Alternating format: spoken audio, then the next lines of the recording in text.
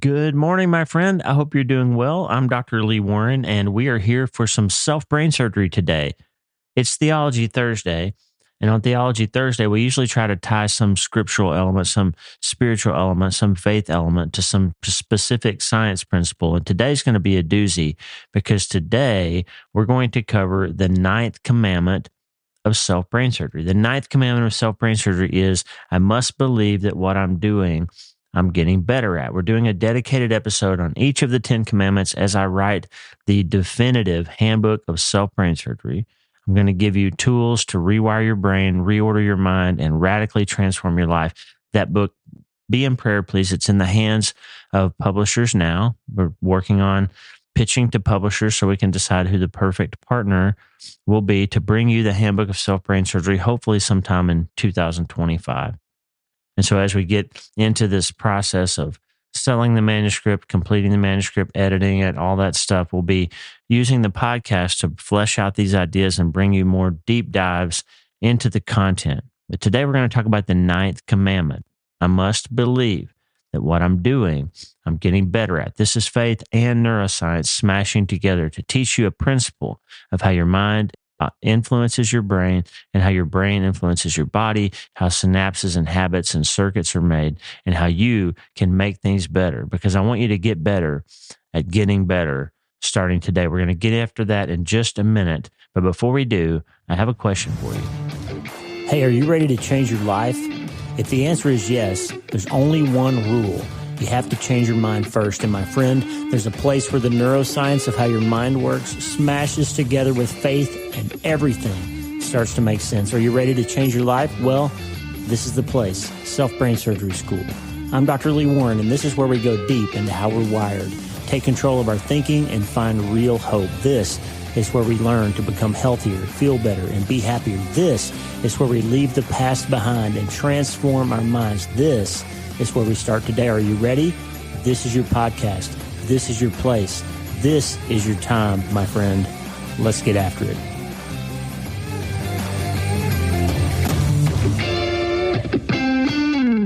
All right, you ready to get after it? Here we go. I love talking to and reading and learning from and spending time with smart people. That's one of the reasons I love Lisa so much. I was amazed at how beautiful she was when we first met. I was amazed at how well she sang. We met on the worship team at church. But mostly I was amazed at her brilliant mind. I just love being around smart people. Well, recently I discovered a very smart person who lived in the 19th century, died in the early 20th century. William James, a psychologist. William James, I first heard about him from Jeffrey Schwartz's book, The Mind and the Brain.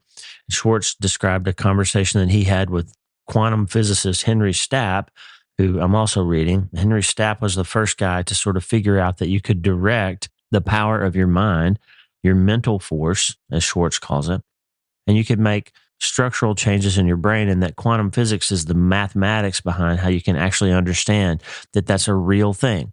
It's not just some self-help idea. It's not some mumbo jumbo. It's not some metaphysical magic.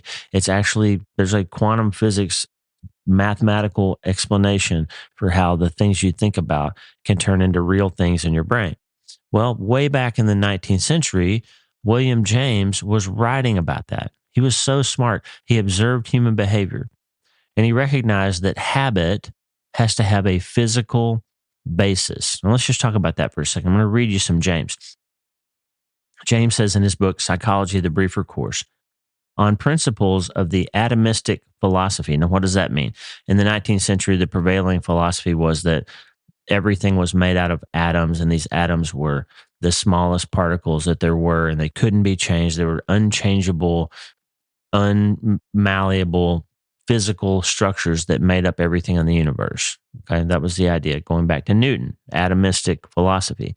So James is saying the principles of atomistic philosophy, on the principles of atomistic philosophy, the habits of an elementary particle, an atom, cannot change because the particle itself is an unchangeable thing. But those of a compound mass of matter can change because they are in the last instance due to the structure of the compound, and neither outward forces or inward tensions can, from one hour to another, turn that structure into something different from what it was. That is, they can do so if the body is plastic enough to maintain its integrity and not be disrupted when the structure yields. What in the world are you talking about, Dr. Warren? So James was observing the universe. He observed, for example, that you could change the behavior of a bar of iron, that even though it was invisible and molecular, somehow the outward shape wasn't changing, but a bar of iron could not be magnetic, and then something could happen and all of a sudden it was magnetic.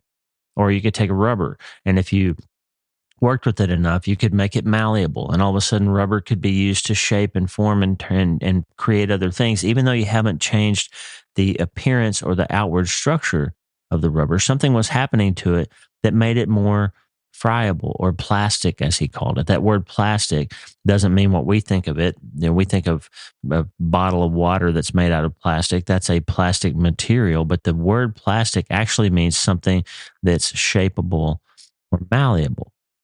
And so he talked about plaster, how it sets and becomes hard. It changes its form because of its plasticity.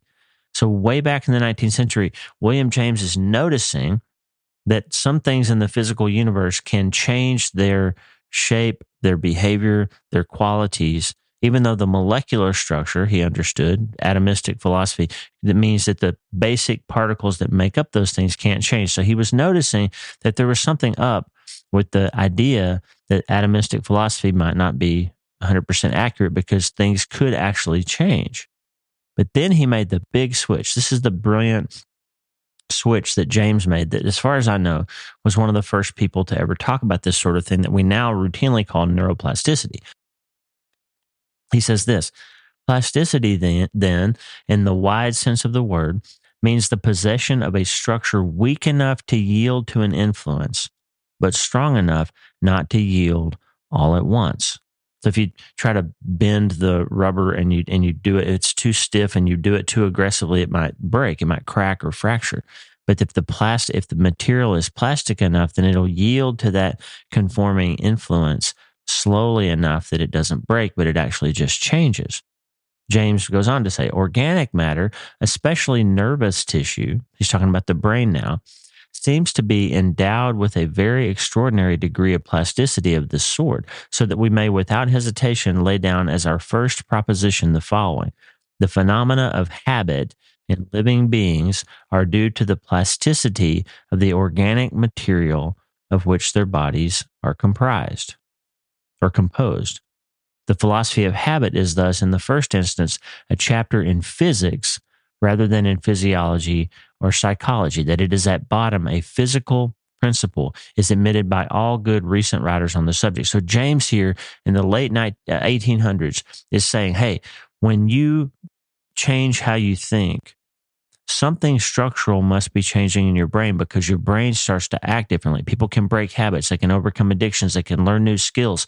He was noticing that the brain has some sort of plasticity to it. You can take a grown man who doesn't know how to write with his left hand, for example, and you cut off his right arm, and he can learn how to write with his left hand. That means James saw, that means there has to be some structural changes happening in the brain. Well, guess what? Fast forward 100 years, now we have functional magnetic imaging scanners. Now we have advanced neuropathology techniques. Now we have electron microscopes and abilities to actually look at what's happening inside the brain. And guess what's been figured out? Your brain actually does make structural changes within minutes of you changing how you think or behave. And the underpinning mechanism of that is something called microtubules. We've done a couple of episodes of Microtubule Mondays, and microtubules are the sort of girder, the sort of internal structure that guides neurons as they're making synapses. And those things are created quickly and die quickly. And within minutes of you changing how you think, your brain starts to say, okay, this must be something we're supposed to automate. And your brain begins to automate synaptic structures to make that thought process easier. And if you persist in it for a while, you'll lay down the tracks of a new train of thought, and it'll become automated, and you won't have to think about it so much before all of a sudden you're in that same thought process, behavior, physiological reaction, whatever it is. And you know that's true already. The good example is you can learn how to use the keypad on your keyboard if you're punching in numbers. And at first you have to look at it. You have to make your hand type in 1, 2, 6, 8, 9, 4, 7, right? But over time, you can do it in your sleep. You can drink a cup of coffee. You can be looking at something else, and you can be adding up all those numbers without even having to think about it, because your brain has learned how to operate that keypad. And that happened because microtubules laid down girdering and made structural changes to create synapses in your brain between your thoughts, your neural circuits, and the muscles in your hand. And that happened within minutes. Now, the bad news is those microtubular synaptic constructs that are made begin to be repurposed and degraded and removed if you don't do something new after you've learned it within about 3 weeks. So habits, systemic laying down of structural change in your brain can happen within minutes, but it'll go away within a few weeks if you don't continue to use those structures. Now, this obviously underneath it, how does the mechanism of all that work? Well, genes have to be switched on and off. That's epigenetic influence of your genetic structure when you decide to make new habits. And that happens within an hour that this structural stuff is happening. There's gene expression that occurs almost doubling within the first hour of new thinking around an idea. And those ideas, again, persist for up to 3 weeks without you doing anything else. Even if you just try something new for one day, there's some structural changes that happen in your brain and go away within about 3 weeks. So why am I telling you all this? I'm telling you this because the 9th commandment of self-brain surgery is that you must believe that what you're doing, you're getting better at. Why? Why is that so important? Because our world tries to convince us, your enemy, the society that you're in, your past history, your automatic thoughts, the feelings that you have that are wired in to make you feel like you're stuck, that all conspires to make you think that you, of all people, are the one person who is incapable of positive change. You're the one person who's really stuck. You're the one person who's always going to fail when you try something new. You're the one person who just can't get over this particular habit, just can't move forward after that one failure, just can't get over that one massive thing that happened to you. And I'm just here to tell you, friend, you're already made structural changes in your brain that you didn't even have at the start of this podcast, because what you're doing, you're getting better at. And so if you're listening to my voice and you're starting to hear yourself say, wait, maybe the physiology applies to me too. Maybe the way God made my mind will make my brain be able to change. Maybe I am capable of change. Guess what? You're already starting to lay down some positive structural change in your brain that can help you. You are not stuck, friend, because what you're doing, you're getting better at. Now, what's the flip side of that? If you spend your time rehearsing failure, ruminating on the past, thinking back on the thing that person did that offended you and hurt you, guess what's going to happen? You're going to automate that thought. You're going to become better at being bitter instead of better at being better. If you're looking back in time, you're going to your therapist every week and drudging up everything that everybody's ever done to hurt you, and why you're so anxious all the time, and why you can't seem to get over what so-and-so did, and you need to figure out a way to blame your parents for all the things that are hurting you. Guess what you're doing? You're getting better at that. You're getting better at looking backwards instead of looking forward. And then you wonder why things aren't making progress, why you can't seem to break free. Well, it's because if you focus on something that's hurtful, you're going to get better at focusing on the thing that's hurtful. Let's go back to James, late 19th century. Just so in the nervous system, James says, the impressions of outer objects fashion for themselves more and more appropriate paths, that's synapses, he didn't have the word for it back then, and these vital phenomena recur under similar excitements from without, even when they have been interrupted for a certain time. What's James talking about? When you have something that triggers a synapse, a memory, a habit, a past failure, a rehearsed trauma, tragedy, or massive thing, whatever it is, if you have something that you've created a synapse around, you reach for a glass of wine.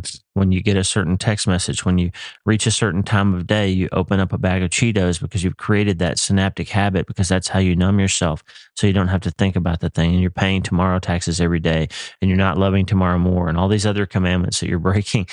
You do that because you've created a synaptic trail James calls it vital phenomena under similar excitement. So you have a similar stimulus, a time of day, a certain place, a certain trigger, a certain memory, a certain thing that you've trained your brain to fire at a certain time.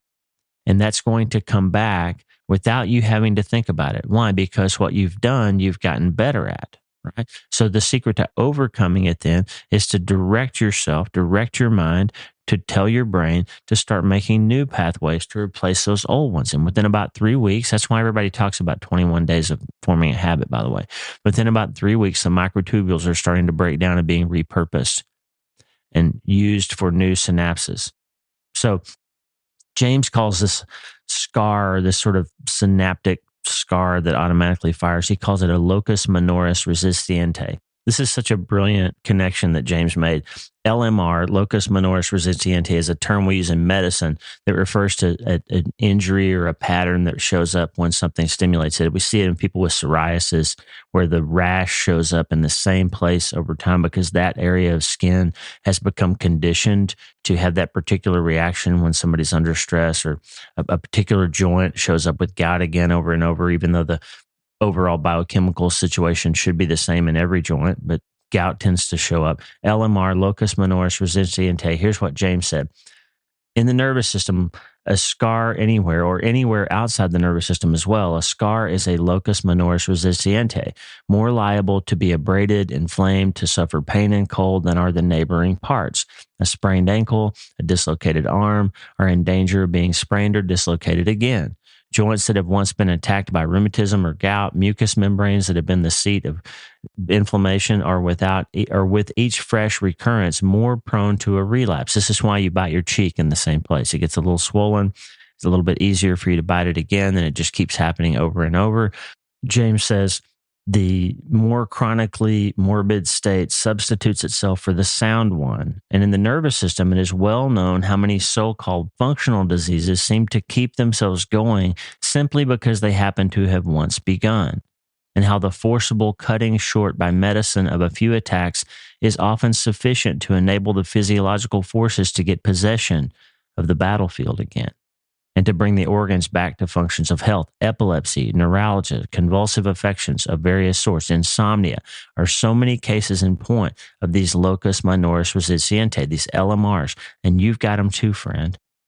And to take what are more obviously habits, James says, the success with which a weaning treatment can often be applied to the victims of unhealthy indulgence of passion, of complaining, or of irascible dispositions shows us how much the morbid manifestations themselves were merely due to the inertia of the nervous system when once launched on a false career. I love the old language. What he's saying here, the false career. He's saying you can create habits and synapses in your brain because your brain is a plastic organ. And if you think about the wrong stuff, if you get in a bad mood, if you get routinely grumpy or easily offended, or you start rehearsing past traumas, or you start bringing up things that people haven't sufficiently thanked you for or apologized for or didn't give you enough credit for or didn't properly address you when you walked in the room, if you start rehearsing all that stuff, you're going to create an LMR, a locus minoris resistente, that's more easily fired up the next time, even if it was a false start in the first place.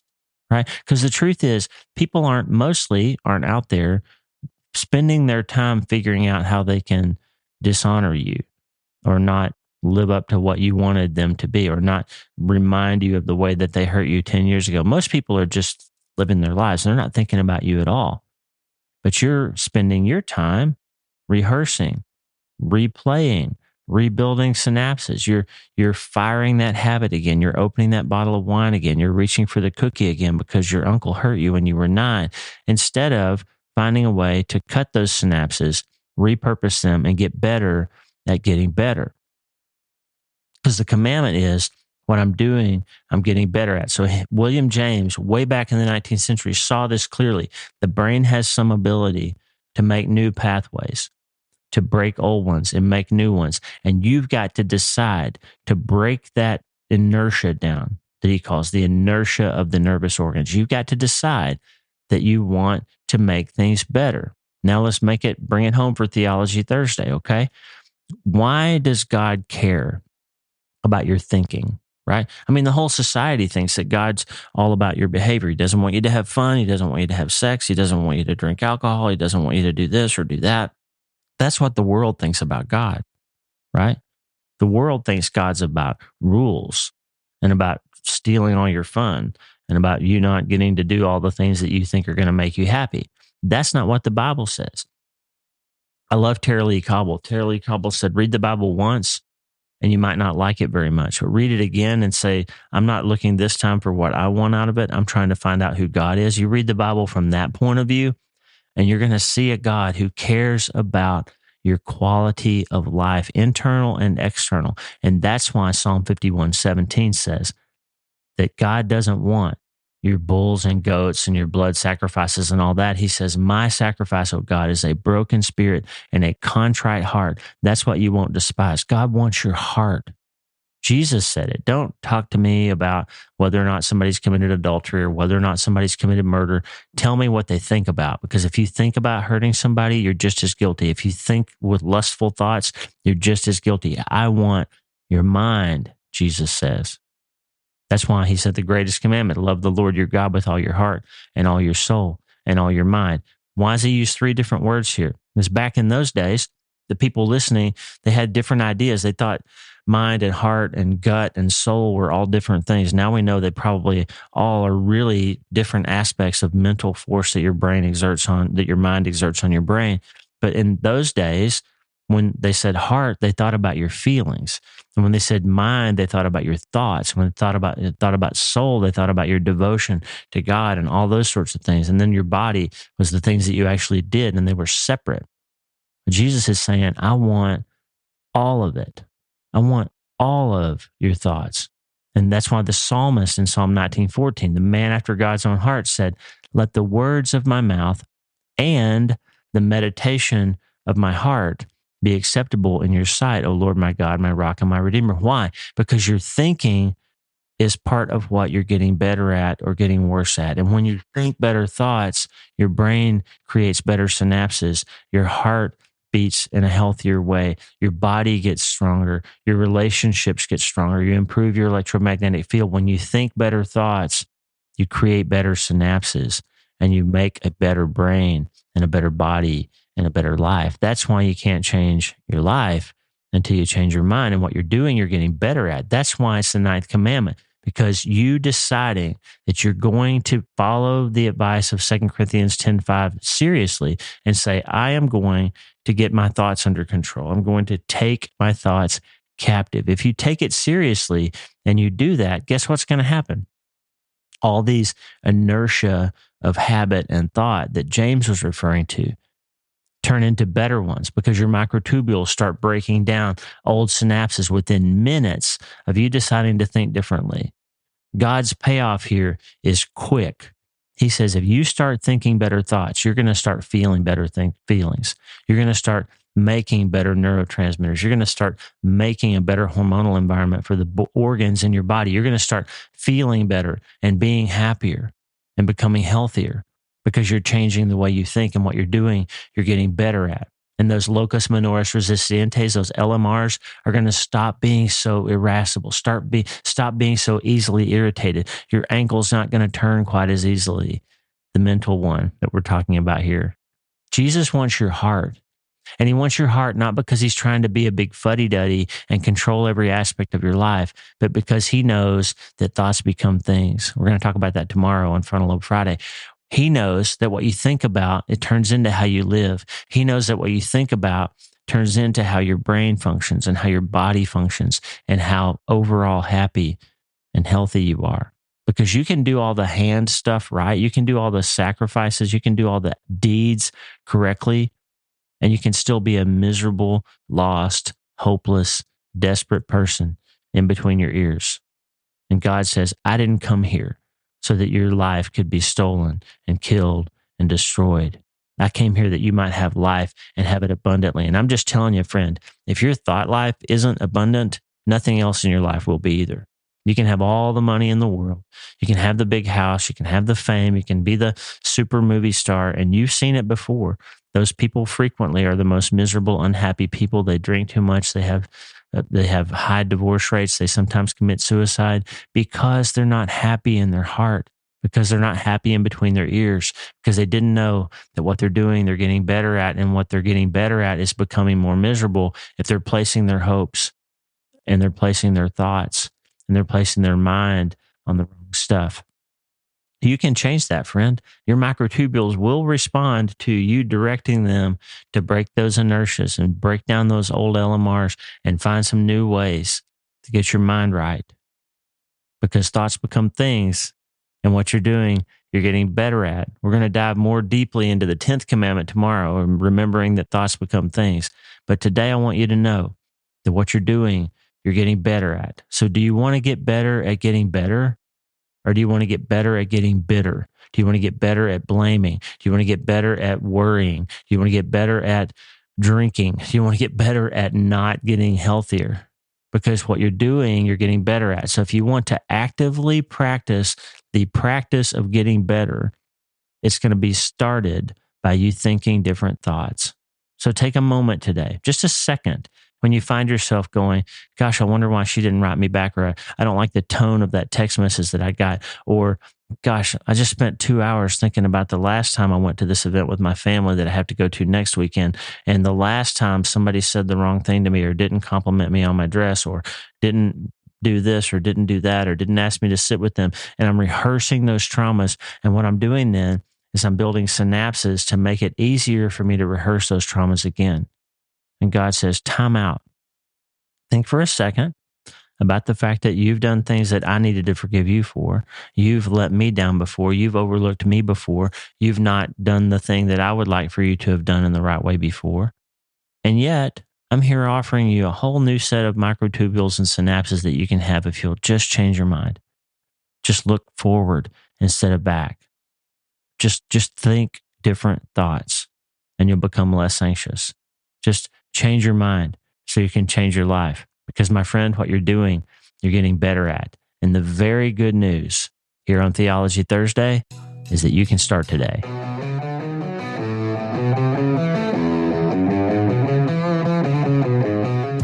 Hey, thanks for listening. The Dr. Lee Warren podcast is brought to you by my brand new book, Hope is the First Dose. It's a treatment plan for recovering from trauma, tragedy, and other massive things. It's available everywhere books are sold, and I narrated the audiobooks. Hey, the theme music for the show is Get Up by my friend Tommy Walker, available for free at TommyWalkerMinistries.org.